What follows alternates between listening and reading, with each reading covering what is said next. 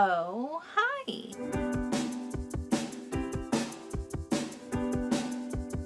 This week, we're gonna mess around some more with the dress that I made earlier in the summer that was from the French pattern that I downloaded and struggled with, which, just for clarity's sake, any frustrations I had with that original dress were 100% my own doing and not the pattern maker's fault with anything. I just happened to stumble across a pattern in a completely different language than the one I speak and did not fully utilize the resources available to me and made my life so much harder for myself. But because the pictures were so good for the instructions, I was able to do it, and I had so much fun making the dress once I finally figured things out that I was desperate to make another one. This is just a preference for me. I don't love empire cut dresses. I very much like when things cinch in at my high waist. The original dress, it's not quite empire waisted, but it is more like under bust type waistline, and I really wanted to make it a bit longer. I'm also just a very long person, so in addition to not knowing how to translate things in an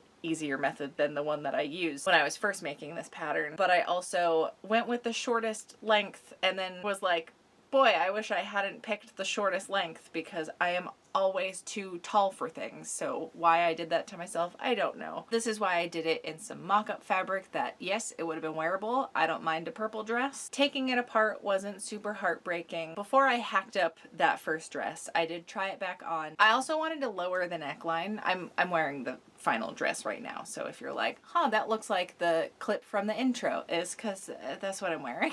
Obviously, I have a different neckline than the original dress, and I don't have the sleeves on, because especially with this print, it felt very summery, and I just wanted a sleeveless dress because it's fucking hot out. So the first measurement I took is where I wanted the waistline to hit. So that was another 3 inches down. I just double checked a couple different reference points to make sure I was coming up with the same number all the way around. This is where I also decided where I wanted the neckline to hit. So I wanted another 4 inches down, both in the front and in the back. So once I had taken those notes down, I flipped the dress inside out once I had taken it back off, obviously. And this is where I realized if you need to carry some cash around a concert and you're wearing this dress or something like that, you could totally hide that in the little entrance to the inside of the sash on the inside of the dress. I know it's everyone's favorite thing when they're working a merch table at a show is when people are pulling soggy money out of their bras and their socks. So this is like a little bit further away from that. Oh, someone wanted to come and say hello. Also, I added pockets to this so that will hold your phone and wallet and whatever else you may need to carry into a place like that, so you don't have to feel like a drug mule. But I think those were all the changes I made. Adding the length to the bodice with those 3 inches, I had hoped would lower the skirt that little bit more to make this like the perfect length. Spoiler alert, it totally fucking did the trick. So excellent thinky thoughts that I had. Speaking of, I, yes, have finally redone my hair properly. I bleached it more thoroughly than I ever have before. Like, I did a second touch-up round and actually left it on long enough. I didn't know you could leave it on for 45 minutes to an hour because I had it was all regrowth. It was all my natural hair color except the very, very ends, which were totally fried by the end of the process. So that's why my hair is so short right now, because I just had to chop all of it off. It started to feel almost like a koosh ball. I lopped a lot of it off. Honestly, probably like half of my hair. Feels really good now, and the blue looks really great, and I feel more myself. I do also have COVID. I mean, I'm getting over it. I'm on day 7 or 8 after first testing positive. 0 out of 10 would not recommend. This was nowhere near as hellish as last time I went through it, but I'm obviously not excited to have gotten it again. So yeah, once the dress was inside out, then I started to unpick the skirt portion from the bodice portion of the purple dress, because I figure I don't need to alter the skirt, or at least for this mock-up, I'm not going to alter the skirt and just tackle the bodice. Where, sure, I probably should have done one thing at a time and like lengthened the bodice first and then tackled the neckline, but I also figured I've cut open a lot of necklines in the past, so I was pretty confident that was going to be fine. If you're overwhelmed by doing 2 chunks of things at once, you can do it one at a time. It's all right. But yeah, I figured I'd keep the skirt portion from this dress, and then I actually have the lining pieces from a bridesmaid's dress that my friend gave me, and I took it apart for scrap fabric. This lining is a similar weight and everything to the purple fabric. It wasn't even wide enough to complete the sashes because it is a pretty long pattern piece, but for what I was trying to figure out, as long as I could like pull them to the sides, they didn't even need to tie in the back, it was gonna let me see what I needed to before I started cutting into final fabric. So as far as adding length to the bodice. This pattern, as many patterns do, has a line that indicates, hey, this is where you lengthen. And even without being able to read what any of this says, knew in my gut that's what this line was for. So I cut along there, and then I laid some scrap paper underneath. This is specifically patterning paper. It's like artist tracing paper. I like that that is see-through because I can lay it down on my cutting mat, which has these measurements, you know, inch by inch grids. And I can line up the straight edge that I just cut of the pattern along one of the lines on my cutting mat, and then count 3 inches over and then line up the other side. Now, sometimes when you're adding length or adjusting a pattern like this, you have to kind of taper some lines here and there.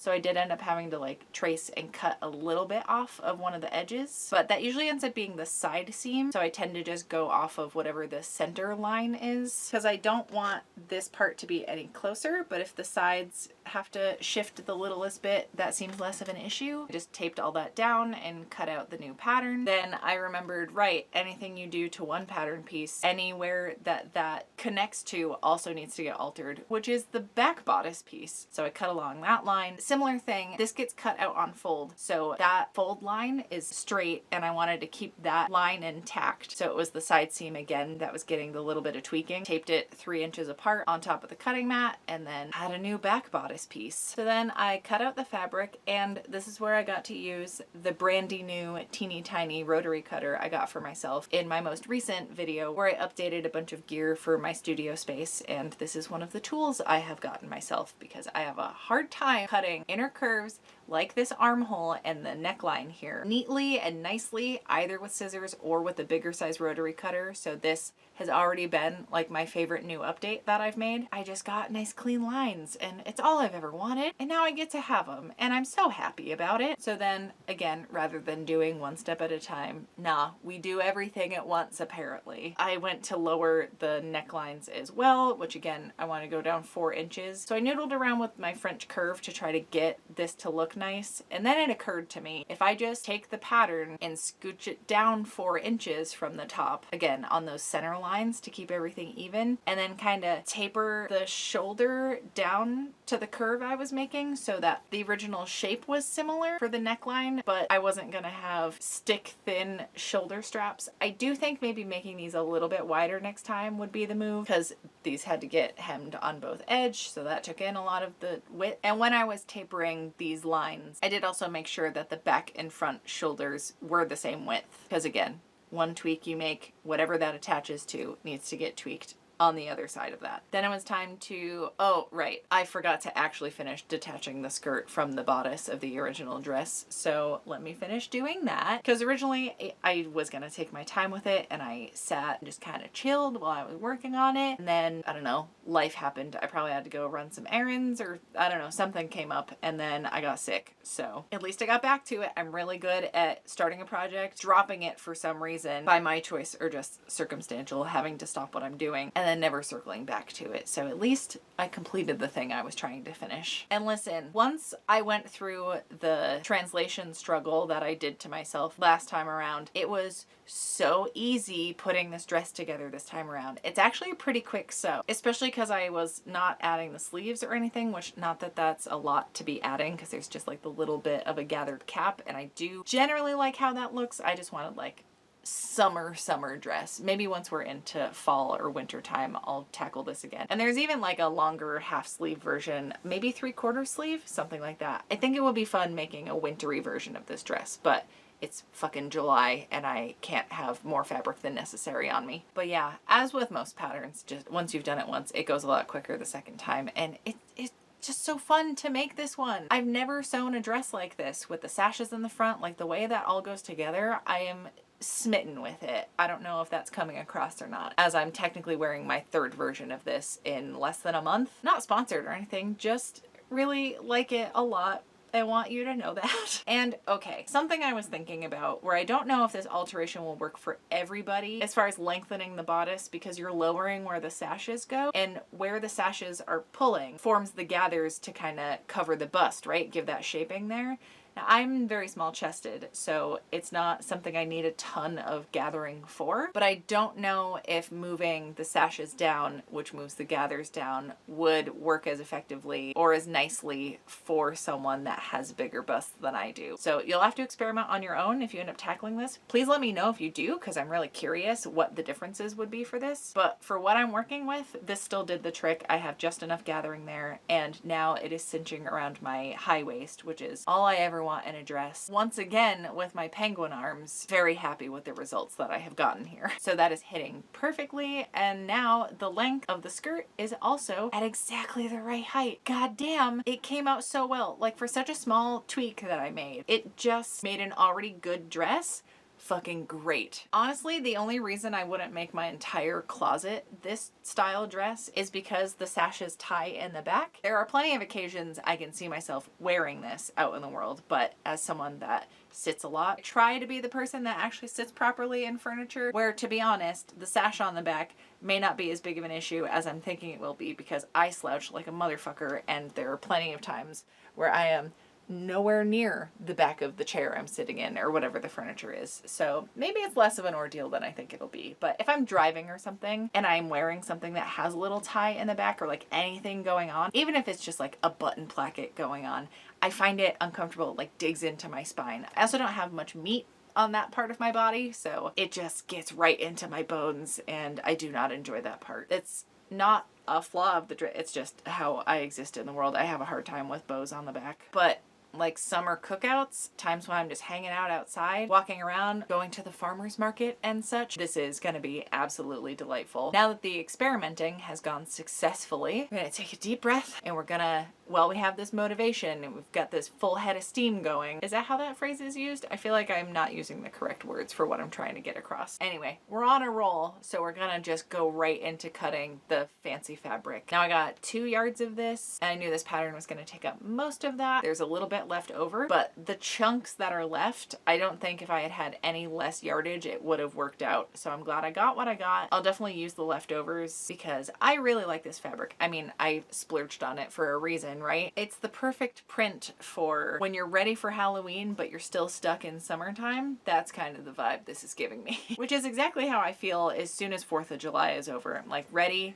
for spooky times, even though we have months of disgusting, muggy, hot weather to get through. We can dream about cool, crisp, crunchy leaf days. Yeah, I had to be careful cutting this out because it is directional fabric, so that's something you have to be hyper aware of with something like this. And that does tend to lead to more yardage getting used up when you're cutting something out. So if you're trying to splurge on something but you're still trying to like keep within a certain budget, go for something that doesn't matter what direction you're cutting stuff out, and you can probably get away with a little bit less. I didn't show the whole construction process because I was in a goddamn groove. I also did like all the proper steps for it, and I don't think I would have had the energy to do that if I had also been filming every bit I was doing, because it took a lot for me to finish this off properly, because I got all the construction done and then it got to the part where I needed to finish all of the edges, do the hemming, turn all this in, and I was debating leaving it raw, because you can do that with a knit fabric, absolutely. Spend so much on the fabric itself and spend all this time workshopping this pattern to make it right. Why would I half-ass it at this part? And also, once I'm using the twin needles and like doing the top stitching and finishing steps, I do enjoy it, but something about the thought of doing all the finishing, because there's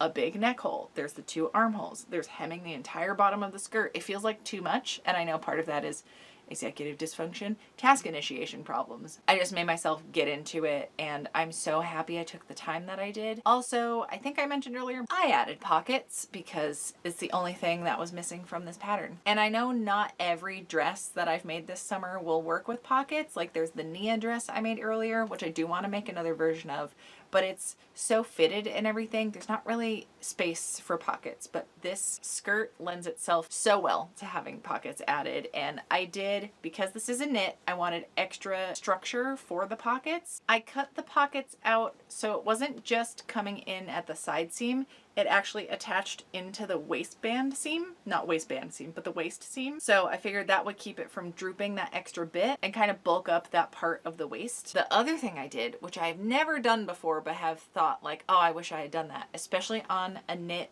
dress, I have had pockets that were like really droopy. So the additional step I took was I added some grosgrain ribbon. Any kind of ribbon that's not going to be stretchy is going to work for this. But it was about 1/2 inch wide, I believe. And I added it to all 4 seams where I attached the pocket to the skirt panel, and I really think it's helping it hold its shape. Like, I think the pocket would be doing a lot more sagging and drooping, and I think the steps I took to help with that have really made a difference. And these are the kinds of things that I want to make myself do more often, because I know it's more effort, but I'm gonna like wearing this dress more because of these things. I also added some of that grosgrain ribbon to the shoulder seams. There's a fair amount of strain on the shoulder seams, especially for a long dress like this, and it's basically spaghetti strap at this point, right? Obviously the sash being tied around the middle, that takes some of the weight off of here, but still reinforcing is not the worst thing. So I added that there, and then I used the twin needle to stitch all of the edges here. I just folded it under once. Yes, I could have like serged it or folded it under twice,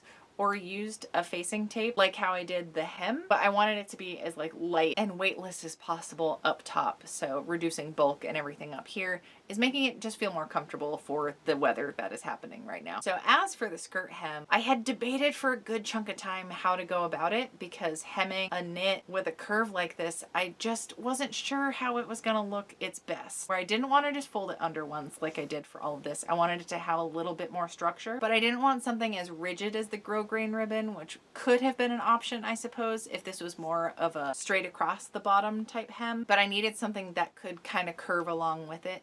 So I have so much bias tape that I made for when I was doing a ton of face masks, which I refuse to make a single another one. My soul can't handle sewing anymore. I made so much bias tape, which is not a bad thing to have on hand because it's a pain to make. It's kind of time consuming. It's easy once you're doing it, it's just tedious, and I have yards and yards and yards of it. So I took some of the white bias tape I had made and I sewed it right sides together along the bottom of the skirt as close as I could. It was basically an edge stitch. I actually used my edge stitching foot for the first time, which gets you so close. It's like less than 1/8 of an inch away from the seam edge. So that was really fun to use, and I just hadn't noodled around with that sewing foot yet. So I'm glad I took the time to do that as well. Once the bias tape was attached, I still have a hard time wrapping my head around ending the bias tape, like attaching the beginning of the bias tape to the end of it so that it lays flat. Like when you're doing a quilting binding, that's where I found the most helpful tips for this. But I feel like I do it just infrequently enough that I do not retain that information. One of these days I'll get it down. Because it's hidden on the inside, I just did a straight seam on it, where normally when you're attaching lengths of it together, you're supposed to do it so it's on the bias so that it's continuing to give you that stretch and like reducing bulk being on an angle like that. So I just need to practice more, I think, is what it comes down to. And I do like hemming stuff with bias tape, so I should just make that more of a common practice. We'll get there. If you have any resources that you would recommend, or if there's a way you think about it that makes it make sense to you, please share that in the comments, because I want to get better at this and not feel immediately overwhelmed whenever it comes up. Once it was attached and I had my continuous loop of it, I did some understitching so that I had the seam allowance going towards the side of the bias tape. So I did just a basting stitch all the way around that so that it was going to lay nice and flat. Then I folded the bias tape in half because I had made double fold bias tape. Folded it in half and then flipped it to the underside, and then got this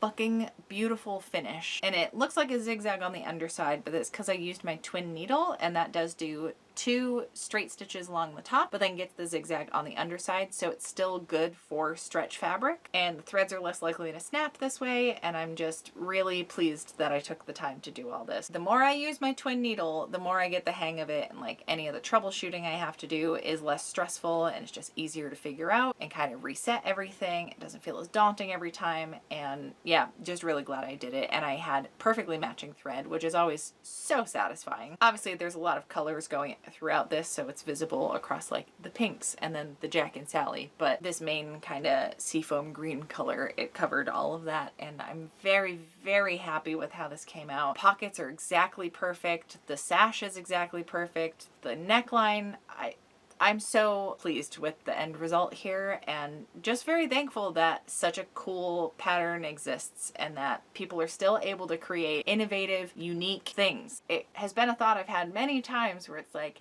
how can there be new ways to make a garment? We've done it all, have we not? So yeah, if there are dresses that you're like, this is the coolest design I've ever seen, please share those as well, because I'm just in dress mode now and I want to stay here forever. Yeah, I'm just really glad I keep putting time and effort into sewing things, because then I can get results like this and just be super pumped about how things come out and actually have some pride in the things I'm able to make, because I haven't always felt that way about the work that I do. This is a damn good dress, and granted, most of that is because of the design of the dress, but I know how to tweak it to make it perfect for me, and that feels really good. It's happening more and more frequently where I have a picture of something in my head and I can make that the reality. I have an idea for how to troubleshoot the thing, and it ends up being the thing that fixes whatever the issues are. Those separate concepts are coming together more and more, and I feel like I have a better grasp and like I'm wrapping my head around how things go together a lot better now, and I think that's only going to improve as I keep going on this journey. Thanks for being along the ride with me. As I mentioned earlier, I did kind of splurge on some knit fabrics a little while ago, and the time I got to commit to this is entirely because of everyone over on Patreon, so thank you for making this happen. It's also directly because of y'all I'm able to take a week off once a month. I cannot express to you how amazing of a gift that is. This whole thing,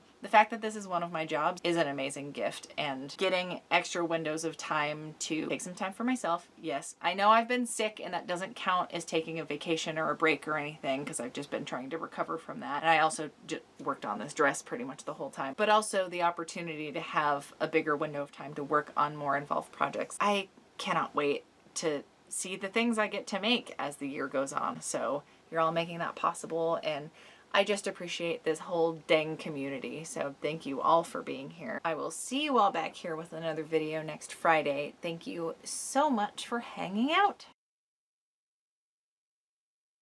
I think because Bert's snoot is so long, he doesn't have very good depth perception, so every time he goes to drink water, he basically like sticks his nose in until he boops the surface, and then he always like jerks back. Which, listen, as a Cyclops, I also don't have good depth perception.